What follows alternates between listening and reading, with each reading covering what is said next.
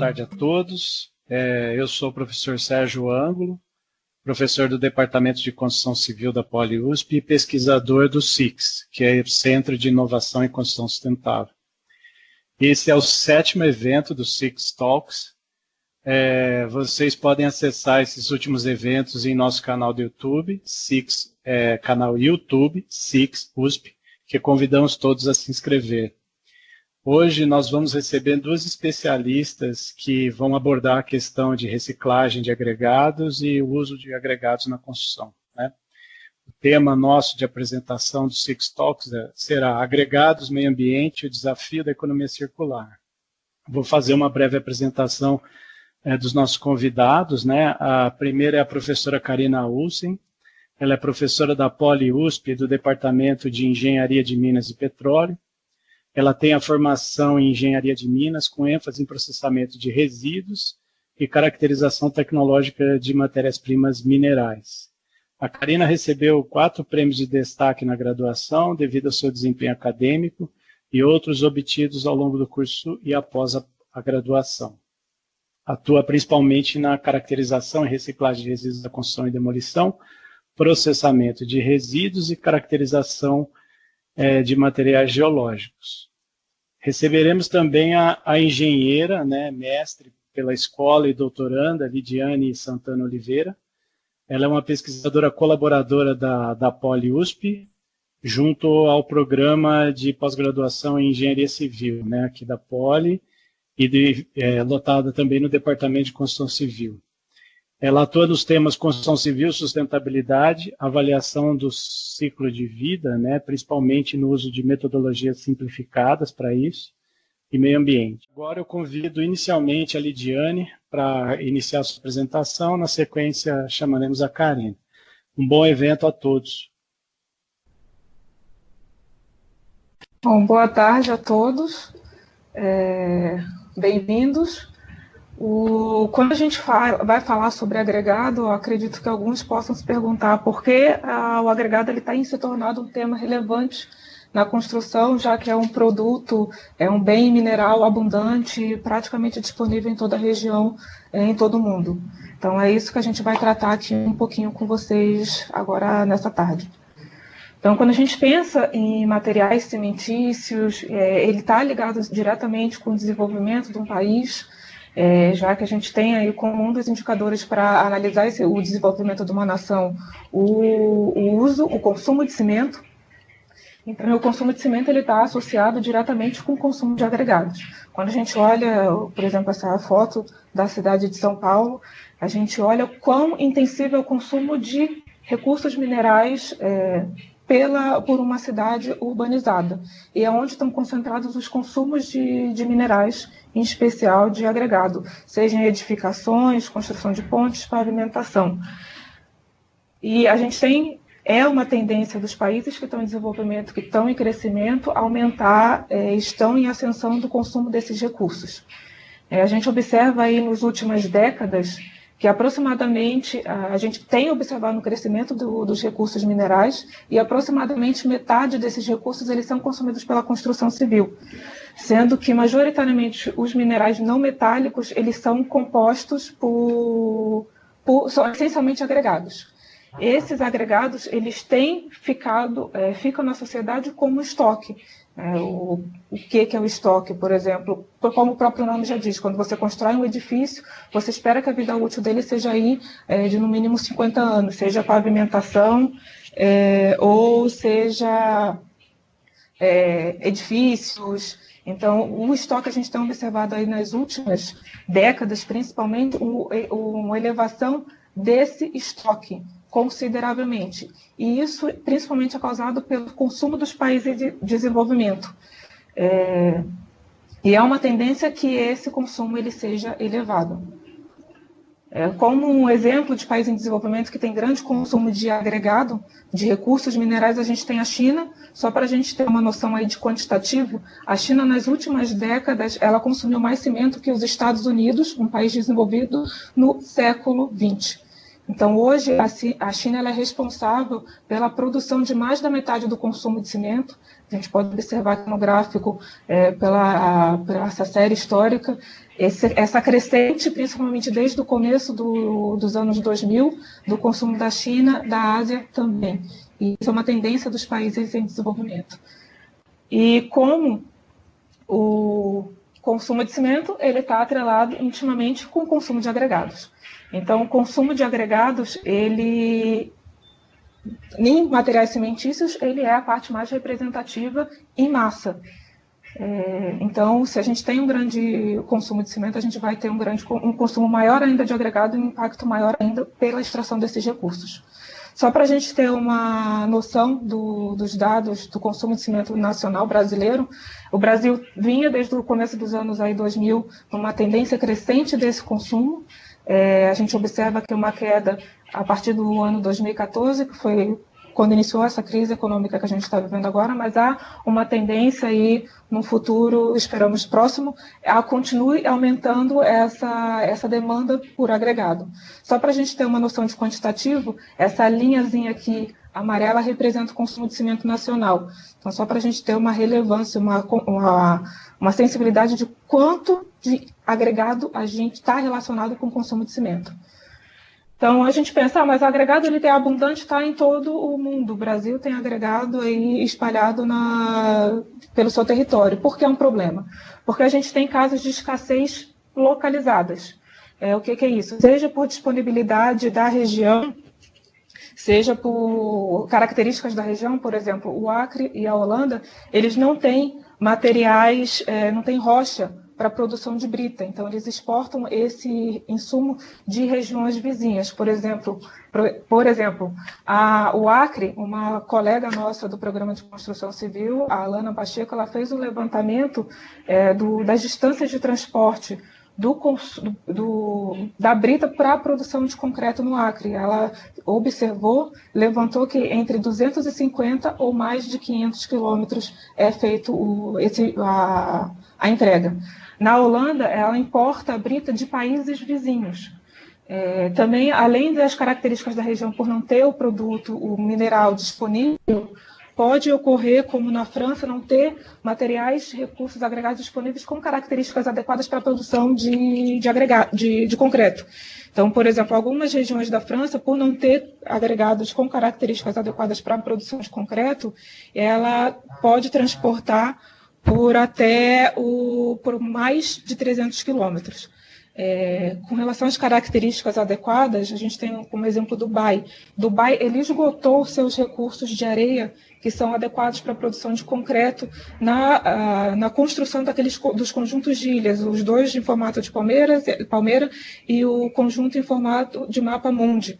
Por conta desse esgotamento, hoje para produzir concreto, para consumo pela construção, as areias elas são importadas da Austrália. Então, por que ele importa da Austrália, sendo que ele está localizado próximo a uma região desértica que tem um consumo, tem uma disponibilidade ampla de areia? Por conta das características. As características dos grãos da areia de deserto elas não são apropriadas para a produção de concreto. Então, acaba que ela precisa importar de longas distâncias. Um outro caso de disponibilidade de areia é a importação por Singapura de areia para ampliação dos seus territórios. Então, ela importa de países vizinhos, como Indonésia, Malásia, areia para ampliar seu território. Nos últimos 40 anos, aí só para a gente ter uma noção de quanto de areia a Singapura importou, ele ampliou em 20%, o país ampliou em 20% o seu território, só importando principalmente areia das regiões vizinhas. Então, pegando o caso de São Paulo, a gente tem aqui na região metropolitana de São Paulo um problema de escassez localizada de areia. A gente tem hoje problemas de distâncias de transporte de agregados, tanto brita quanto areia, eles estão se tornando cada vez mais distantes, por conta de que os mineradores eles têm conseguido liberação ambiental para extrair cada vez mais longe dos centros urbanos, que são os principais consumidores. Porque isso... A gente tem aqui o acrônimo NIMBY. Ninguém quer uma pedreira, um areeiro como vizinho. Então, as liberações elas estão ficando cada vez mais distantes dos centros consumidores, e isso implica diretamente no custo, no preço da areia, no preço do agregado. No caso aqui, a gente tem a areia como o produto mais com peso maior, porque hoje a gente tem distâncias de transportes que podem ultrapassar 200 quilômetros. E o levantamento feito recentemente, nos últimos anos, observou que aqui na cidade de São Paulo, num período de 4 anos, houve um aumento no preço de areia de 100%. Então, o custo da areia, da tonelada de areia, uma parte desse custo, desse preço, é o frete. Então, quanto mais distante está o recurso, maior o preço por conta do frete. E esse aumento de preço, ele tem estimulado a aquisição pelos consumidores de areias com preços mais baixos. Essas areias extraídas de fornecedores irregulares. Só um exemplo para simplificar a irregularidade, o que pode causar na região a extração ilegal de areia. A foto da esquerda, ela foi uma foto de satélite de 1984, comparada com uma foto do ano passado. Só para vocês perceberem o quanto de impacto pode causar na região que sofre com extração irregular de areia. Essa região seropédica no Rio ela é bastante conhecida por isso, mas não apenas a região sudeste sofre com esse tipo de problema. No Brasil, é estimado que 75% da areia que é consumida é extraída de maneira irregular. Isso não é um problema só do Brasil, não é um problema pontual. No mundo, a gente também tem observado isso. Pegar como exemplo Singapura, que é uma foto de satélite também de 84, comparando com uma foto de 2016, a gente observa a ampliação do território, e alguns países vizinhos Singapura, de onde Singapura importou areia, hoje têm denunciado o contrabando de areia para a continuação dessa expansão por Singapura. Alguns países eles têm proibido essa importação, mas regiões mais afastadas, ilhas, eles têm sofrido ainda com essa extração ilegal. Um exemplo, dezenas de ilhas da Indonésia simplesmente desapareceram por conta dessa extração predatória. E não é um caso de Singapura apenas, isso é reproduzido em vários pontos do mundo. É estimado hoje que apenas 2/5 da extração de areia que ocorre no mundo, ela ocorre de forma legal, regular. Então, se uma extração regular ela já pode causar impactos consideráveis ao ambiente, imagine uma extração irregular que não está preocupado com a manutenção da flora, da fauna, dos recursos que estão disponíveis, com a qualidade dos recursos disponíveis. Então, um caso hoje que tem ganhado bastante destaque é a máfia de areia que ocorre na Índia. Essa é uma organização criminosa das mais poderosas e violentas do mundo, já matou dezenas de pessoas por conta da extração ilegal e comercialização ilegal desse recurso. Então, esse não é um tema abordado simplesmente na academia. Vários meios de comunicação têm abordado, explorado o tema, explorado essa problemática. Tem um documentário sobre esse assunto, produzido pelo Denis Delestrac. O Programa para o Meio Ambiente das Nações Unidas tem abordado esse tema, os problemas. Ano passado ele publicou um relatório trazendo um pouco a discussão sobre como a gente pode solucionar os problemas, quais soluções a gente pode tomar, sendo a circularidade uma das soluções, uma das possibilidades para diminuir esse agravamento. Tem literatura, vários artigos publicados aí já sobre o assunto. Então, o agregado reciclado. O que é um agregado secundário? Ele é um agregado ele é um recurso que chegou ao final da vida útil e depois de processamento ele pode ser reinserido na sociedade como insumo. Hoje em dia a gente não tem dado oficial, estatísticas do consumo de agregados reciclados na construção no Brasil. A gente tem hoje, como agregado secundário, os agregados feitos com resíduo de construção e demolição. Então, depois de terminada a vida útil, a construção ela é processada, separada e pode virar agregado. Hoje já tem aplicação em pavimentação. Um outro exemplo é o resíduo oriundo do processamento da brita. O processamento da brita, ele gera um pó, o pó de pedra, que hoje algumas pedreiras já comercializam esse produto como uma areia artificial. Como a gente faz o levantamento de circularidade? Uma metodologia internacionalmente utilizada é a análise de fluxo de materiais. É uma metodologia baseada em balanço de massa. Então, o que você extrai do meio ambiente, o recurso que você extrai do meio ambiente, insere numa sociedade, numa economia, num país, numa cidade, ela tem que sair como um produto ou como um resíduo. Então, aqui está ilustrado um diagrama de Sankey, que é uma forma ilustrativa para apresentar como o fluxo como ocorre o fluxo de materiais ao longo de uma cadeia, que no caso a gente está analisando a cadeia da construção civil, em especial, particularmente, dos cimentícios. A gente, aqui, esse levantamento, ele está sendo feito em massa, ele pode ser feito em volume, pode ser aplicado em outros setores. No caso, esse levantamento está sendo feito por mim, na minha tese agora, junto com o nosso grupo. Então, aqui, só para ilustrar, por exemplo, a gente tem as espessuras desses fluxos indicam a quantidade. O quanto de da parcela desse material está alocado em cada consumo. Então, no consumo de argamassa, por exemplo, a argamassa feita em obra, ela requer uma maior massa de areia na sua confecção do que a argamassa industrializada. Então, os números eles não estão apresentados aqui no momento, porque ainda são números que estão em levantamento, mas a gente chegou à conclusão que aproximadamente 1/3 dos concretos ele tem função estrutural, que mostra para a gente um grande potencial de inserção de materiais secundários aí no setor da construção. Porque os concretos que são utilizados com função estrutural, eles precisam de agregados com maior controle de qualidade, maior qualidade. Então, a gente tem aí os outros grupos de materiais que podem inserir com mais facilidade recursos secundários. Então, a gente tem aí estudos que mostram que é possível produzir agregados de RCD, de resíduo de construção e demolição, com maior qualidade, com uma qualidade similar aos produtos naturais, ao agregado bitado natural, sendo aplicado as mesmas etapas de beneficiamento similar ao que hoje é aplicado para a produção da brita, e isso pode permitir aí a aplicação desses agregados como na produção de material cimentício.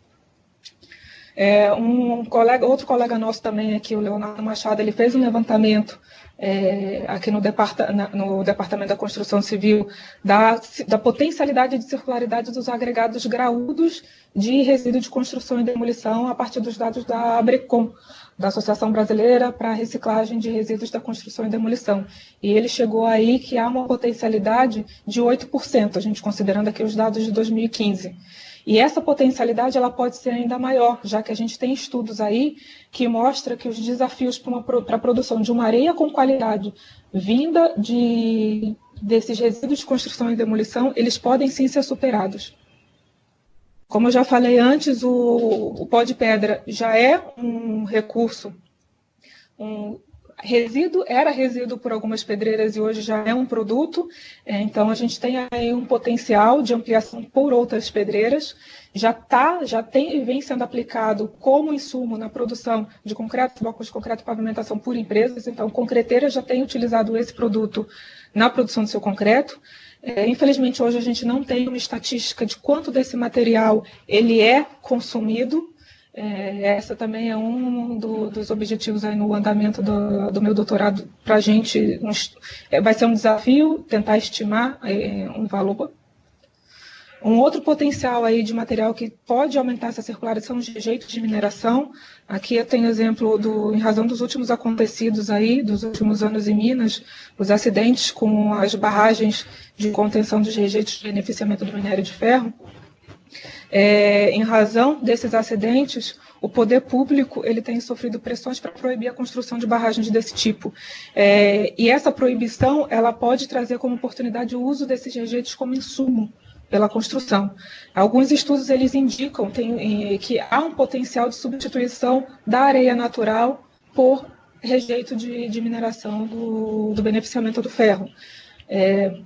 Aqui analisando somente o fluxo, então considerando também por um diagrama de Sankey, todo o minério que é extraído no Brasil, o quanto do que é beneficiado, o quanto vira minério, se transforma em minério de ferro e o quanto acaba indo hoje para uma barragem de rejeito.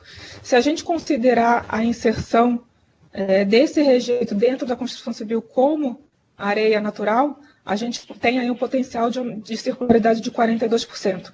Aqui vale frisar de que os rejeitos, em geral, eles ocorrem de forma localizada. Exemplo, o rejeito de mineração do ferro, a grande parte das empresas que extraem esse tipo de minério, eles estão localizadas em Minas Gerais, no estado de Minas. Então, acaba sendo aí um desafio, não só para o rejeito do beneficiamento do minério de ferro, mas também outros minérios que possam ter potenciais usos de aplicação na construção civil. E essa análise ela tem que ser realizada, porque a gente entra em desafios logísticos por conta de pode ser uma grande produção local. Então, a gente é interessante, aí tem no andamento da minha tese, é o nosso objetivo, levantar outros tipos de rejeito, analisar a potencialidade da substituição local por esses rejeitos, também analisar potenciais logísticos, vale a pena transportar resíduos da mineração do beneficiamento do ferro gerado no Pará para a região Nordeste. Então, uma série de... A gente tem um potencial, mas a gente tem uma série de desafios aí também que devem ser analisados para se tornarem viáveis. Além disso, principalmente questões técnicas e ambientais. Analisar as características do rejeito, se são rejeitos perigosos, se não são, se são adequados para aplicação como material de construção, como os substitutos da areia, se forem aplicados, por exemplo, utilizar rejeito de mineração no concreto, vai aumentar o consumo de cimento. Então, essa análise, tanto das características do rejeito quanto da sua aplicação, é essencial serem feitas e tem que ter um rigor para isso poder ser implementado na sociedade. Além disso, também é necessário fazer uma análise da viabilidade de aplicação em escala industrial. É importantíssimo a gente ter, em escala de laboratório, em análise de laboratório, a possibilidade dessa aplicação, mas também a possibilidade e efetividade de sair do laboratório e ser aplicado na sociedade, que só assim a gente tem confirmado e real a possibilidade de realmente de aumentar a circularidade numa economia. Então, estou aberta às questões ao final da apresentação da professora Karina e passo a palavra para ela agora. A apresentação vai ser focada diretamente nas tecnologias. Oi? Você precisa pegar o controle. Já peguei. Já controlou? Tá tudo certo. Então, eu vou falar diretamente das tecnologias de processamento aplicadas à produção de areia reciclada a partir de RCD. Então, a gente tem a maioria das usinas bastante ainda focada na produção de agregados graúdos. E isso, acho que em função da questão histórica mesmo, de como que surgiu a história da reciclagem por ter uma carência em lugares que tinham maior carência de agregados graúdos. E abundância de agregados miúdos.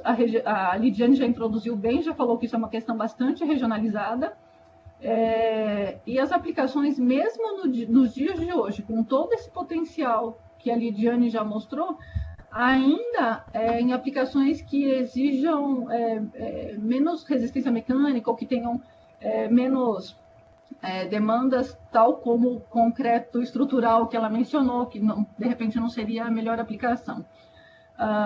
Então, em termos de processamento, as usinas de reciclagem são bastante simples. Elas são constituídas de operações unitárias simples.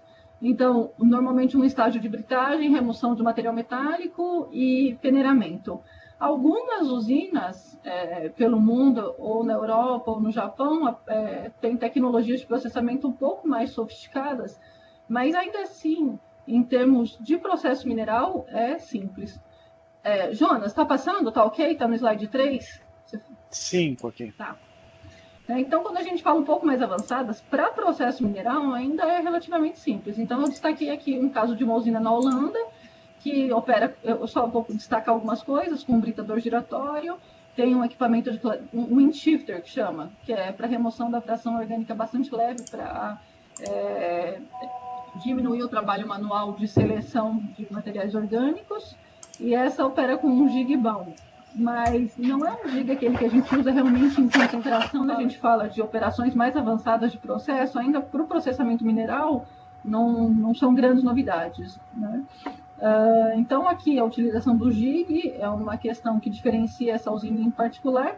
E aí, eu tinha falado inicialmente que grande parte dos agregados reciclados ainda são direcionados a aplicações que requerem menores propriedades mecânicas. Então, eu completo com a frase do Sérgio, que foi um trabalho publicado, confirmando essa afirmação. E a Lidiane já mostrou muito bem os fluxos, então, com isso, a gente conseguiria direcionar melhor o processo. Então, aqui a gente tem uma usina na Alemanha, que ela tem, assim, vamos dizer, como diferente das usinas com operações unitárias mais simples, a utilização de uma grelha para remoção do material mais fino, uma cabine de catação, de seleção manual de contaminantes pressurizada, atendendo melhor as questões ocupacionais, um britador de impacto e um dosador de agregados, onde a gente pode fazer as misturas desejadas pelo nosso cliente, aquele que está comprando material na proporção de frações gramométricas que esse cliente tem interesse. Então, essa abordagem é bem interessante para o consumidor. E uma outra usina aqui na Alemanha, que a gente tem 2 estágios de britagem, um britador de mandíbulas, um britador de impacto, e um scrubber, e depois também um peneiramento só para separação dessas frações gramométricas. O que normalmente, eu vou falar da minha visão de processamentista, o que normalmente a gente tem é um resíduo, e aí a gente aplica um processo e tem um material. E depois a gente vê o que faz com esse material. Então, esse material serve para isso ou serve para aquilo. O que eu proponho é a gente não fazer o caminho do rato até o queijo, mas a gente pensar do queijo até o rato. Então, pensar qual é o material que a gente tem demanda na região, caracterizar esse resíduo e pensar de uma forma integrada como que o processo pode chegar a esse material a partir desse resíduo. Então, é uma proposta de integração entre essas áreas. E essa é uma palavra que vocês vão me escutar falando muito, integração entre as áreas. Do ponto de vista de processo mineral, a gente tem sempre 2 condições. Eu vou tentar explicar aqui na figura, porque é super importante compreender isso. A primeira é que as fases precisam estar liberadas. Liberadas significa não aderidas. Então, a gente tem algumas estratégias para tentar separar essas fases. Aqui eu identifiquei como um agregado virgem essa fase e uma pasta de cimento endurecida porosa essa outra. Então, a nossa ideia de separar no processo mineral seria separar essas fases. Óbvio que aqui é um desenho do que seria o ideal. Então, primeiro a gente precisa liberar, que é o conceito que a gente chama de liberação, para depois separar. Tá? Se isso não estiver claro, depois a gente explica nas perguntas. Então, sumarizando, seria isso. A gente consegue fazer uma boa fragmentação, uma boa liberação, e para a gente separar, a gente precisa encontrar essa força, essa driven force aqui, que é uma propriedade diferenciadora. Então, no circuito normal, a gente teria uma etapa de cominuição, que poderia ser britagem ou moagem, depende do agregado que a gente quer chegar, uma etapa de separação e aí a caracterização dos produtos pensando na aplicação. Pensando naquela proposta que eu fiz de integrar e inverter o raciocínio, a gente sempre teria a caracterização dos produtos e a aplicação direcionando o processamento. Então, quando a gente pensa em cominuição, falando daquela questão de liberação, aqui a gente tem uma foto de uma partícula de um agregado reciclado, ou potencialmente reciclado, e aqui quando a gente faz esse mecanismo de liberação por cominuição, a gente está fragmentando essa partícula em partículas menores. Esse é um ponto super importante, porque justifica tecnicamente também a produção da areia reciclada, e não só do agregado graúdo.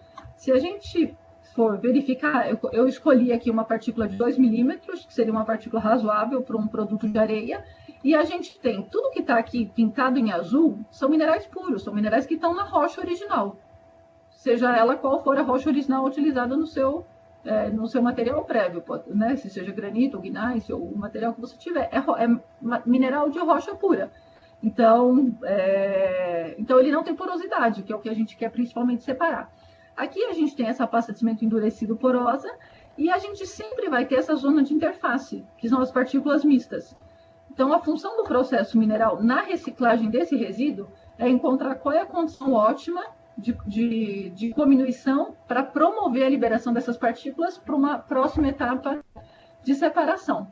E aqui, uma das propriedades que a gente pode avaliar na separação são as conhecidas curvas aí da engenharia mineral, que são as curvas de separabilidade. Então, com as curvas de separabilidade, em função da propriedade diferenciadora que a gente está analisando, a gente consegue ver onde que seria o ponto ótimo da gente de fazer essa comminuição.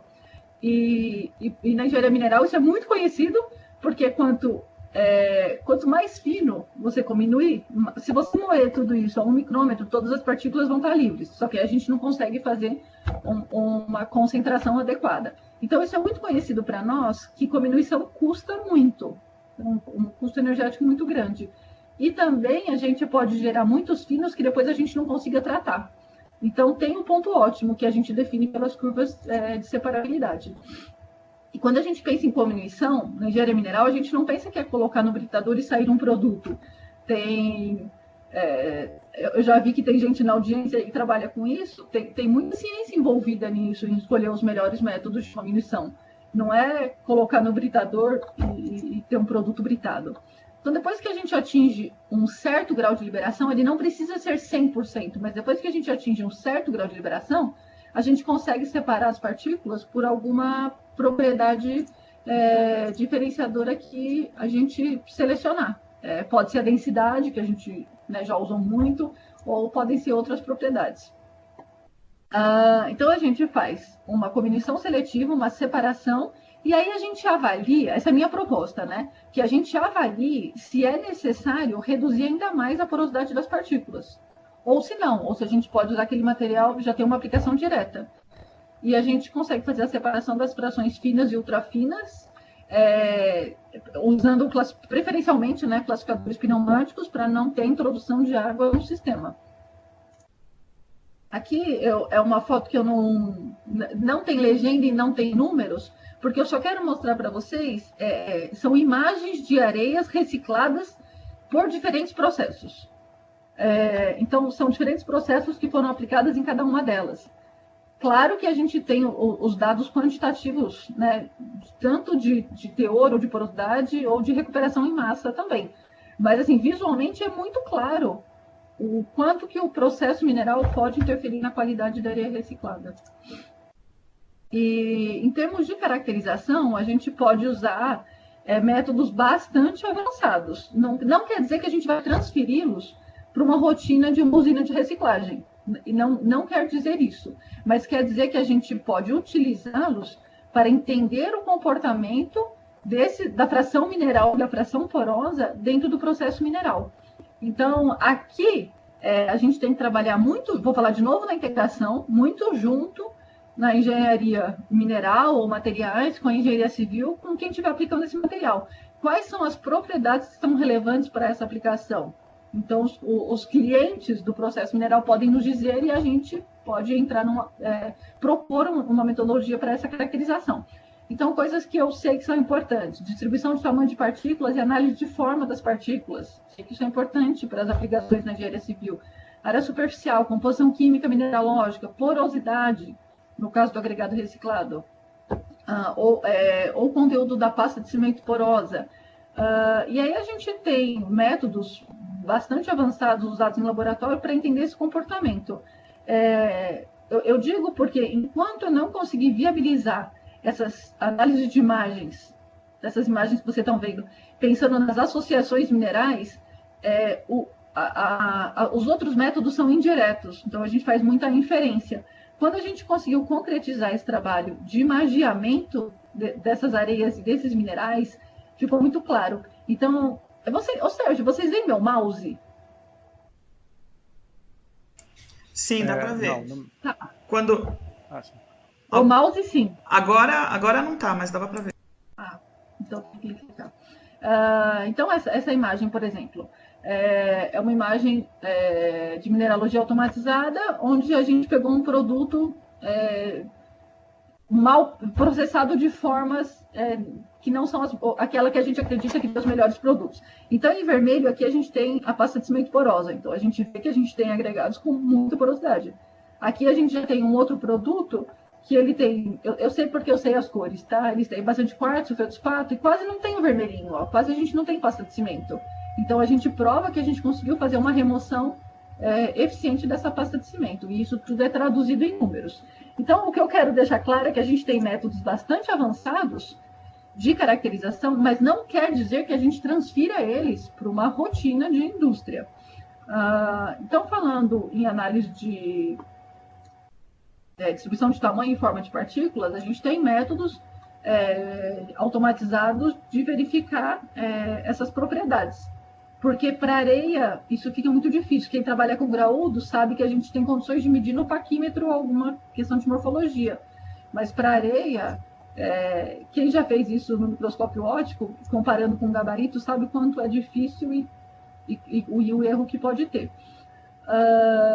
Aqui no último, eu coloquei os procedimentos de mineralogia quantitativa automatizada, onde a gente consegue entender melhor a mineralogia e as associações minerais. A gente pode ver com quem que a pasta de cimento está associada.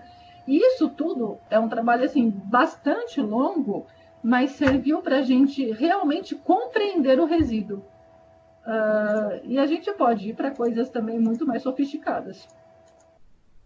E é o caso que eu não estou conseguindo fazer funcionar,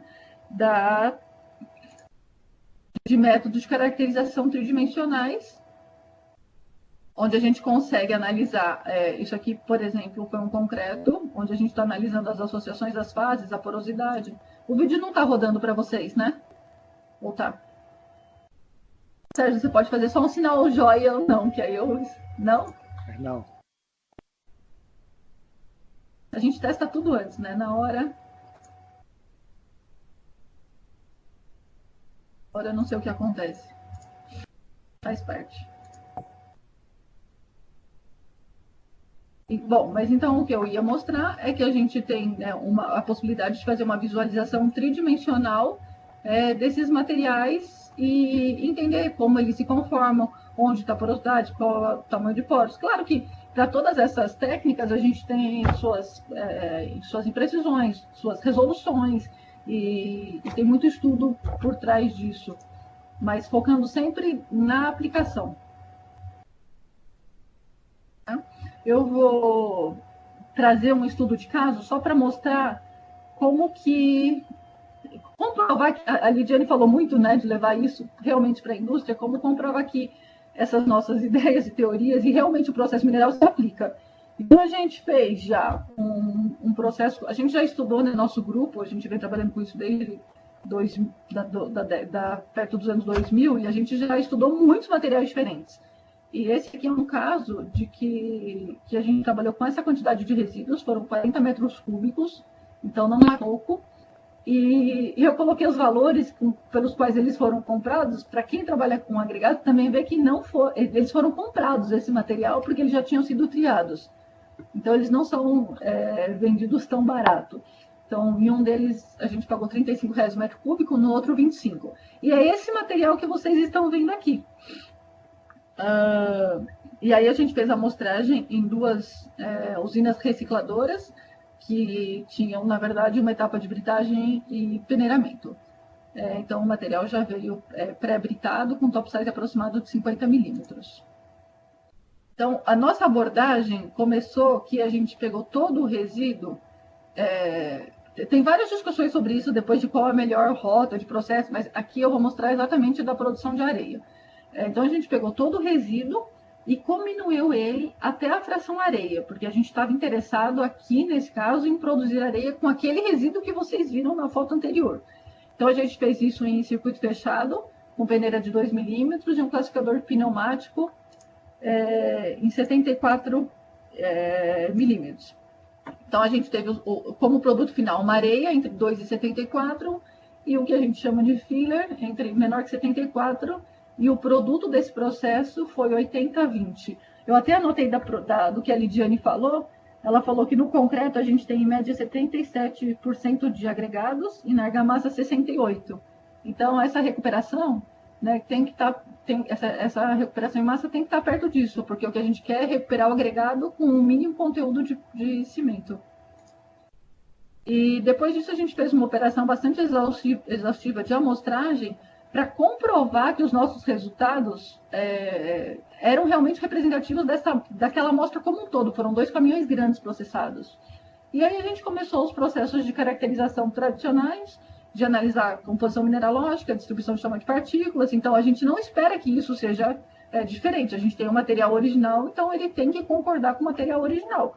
Então, ele tem que ter lá os minerais presentes nos agregados, tem que ter lá as fases presentes na pasta de cimento, e etc. E aí, quando a gente faz, dentro da caracterização, a gente também analisa, nesse caso, a gente analisou a distribuição dos materiais por densidade. Por quê? A gente sabe que as partículas minerais originais, ou os agregados virgens, eles têm porosidade baixíssima e densidade perto dos minerais que os formam. Então, 2,65, 2,67, dependendo do material, um pouquinho mais. Então, o que eu quero mostrar é que a gente analisa quanto que a gente tem de material em cada densidade. E, por fim, trazer um destaque aqui, que para a amostra total, acima de 0,15 milímetros, a gente tem 80% do material quase sem porosidade, com porosidade muito baixa, né, com densidade acima de 2,5. Então, isso mostra que a gente, pensando lá naquela curva de liberação que eu mostrei no começo, mostra que a gente atingiu uma boa liberação. E aí, aquela ideia que eu tinha colocado, e aí a gente decide se esse material já feito uma combinação seletiva está pronto para uso ou se a gente deve continuar beneficiando desse material. Então, os engenheiros de Minas aqui presentes vão entender bem teor recuperação. Então, a gente tem 80% do material com porosidade 7,5, mas a gente pode continuar beneficiando e chegar numa porosidade de 3,6, só que com uma recuperação em massa de 66. Então, essas são decisões que a gente tem que tomar baseada nos nossos potenciais clientes. E aí tem um gráfico que vira e mexe, ele volta nas nossas apresentações, porque ele diz muito sobre o ideal da reciclagem, que nem sempre a reciclagem é coeficiente ou bem sucedida do ponto de vista de consumo energético. Então, aqui, por exemplo, a gente tem agregados reciclados,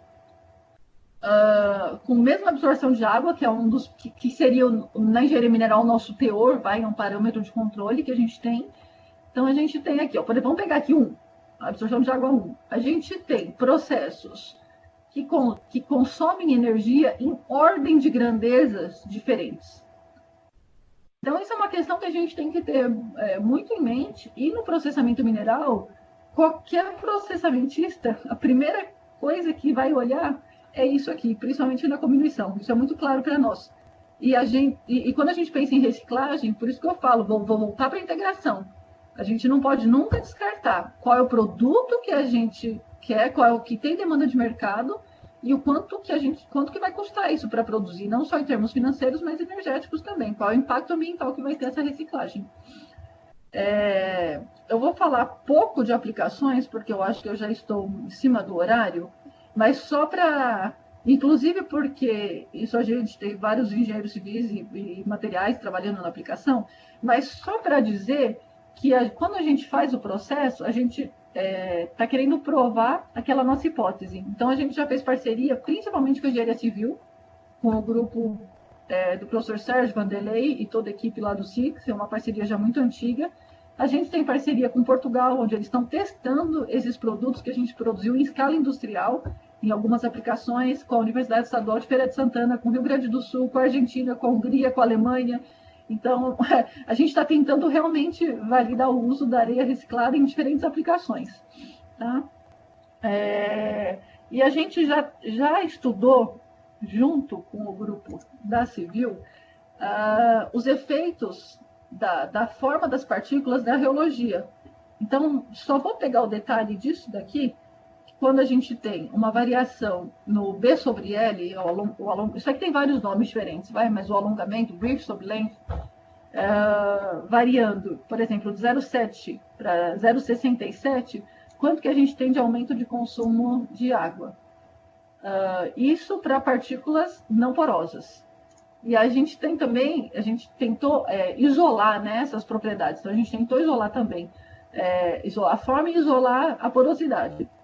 Então, a gente teve aqui areias recicladas por diferentes processos, e essas aqui são areias, são uma areia de referência, uma areia de britagem, que a Lidiane falou, e aqui outras recicladas por diferentes processos.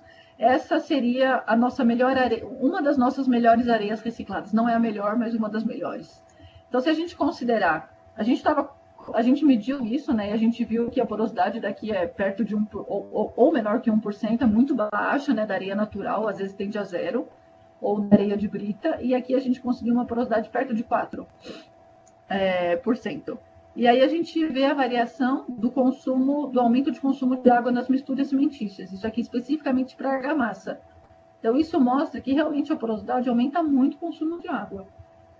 Isso, aí eu vou deixar para quem vai fazer a aplicação julgar o quanto que esse número é impactante ou não. Tá? Então, para finalizar, as questões que eu quero deixar assim, mais claras, que eu acho que são mais importantes. A gente tem que considerar na reciclagem os aspectos ambientais. A reciclagem não é sempre ambientalmente adequada, ambientalmente amigável, né? Pensar na reciclabilidade. Então, eu fiz um gráfico aqui pensando na integração. Então, acho que talvez o tópico mais importante seria a integração das diferentes, dos diferentes olhares sobre o resíduo. Eu não queria usar a abordagem holística, porque essa palavra está meio batida, mas não tem outra palavra. Eu acho que a gente realmente tem que ter uma abordagem holística pensando na aplicação dos materiais e o quanto que a gente vai investir em processamento. Pensando sempre que aplicação, processo e a característica do resíduo tem que estar sempre de forma integrada e considerando todo aquele aspecto que a Lidiane falou sobre escassez da matéria-prima. Tá? Então, por fim, a gente tem duas grandes vertentes, né? A gente tem processamento, tecnologia de processamento. A gente tem as tecnologias mais simples, com menores custos e um produto também de menor qualidade. Por menor qualidade, a gente diz que a forma, às vezes, não tão bem trabalhada, uma porosidade, às vezes, não tão baixa. E a gente tem tecnologias de processamento um pouco mais avançadas, onde a gente tem, obviamente, mais custos, mas também um produto de melhor qualidade. Por outro lado, a gente tem zero de reciclagem ou quase tudo de reciclagem. Então, para a gente balancear essas questões, em qual que seria o ótimo. E esse número não tem resposta única, porque depende do contexto. Tá? Então, acho que essa é a grande mensagem. Então, esse é o laboratório que eu atuo e que a gente desenvolveu grande parte dessas atividades, que é o LCT, e que atua em parceria com a engenharia civil. Obrigada, Sérgio. Obrigado, Karina.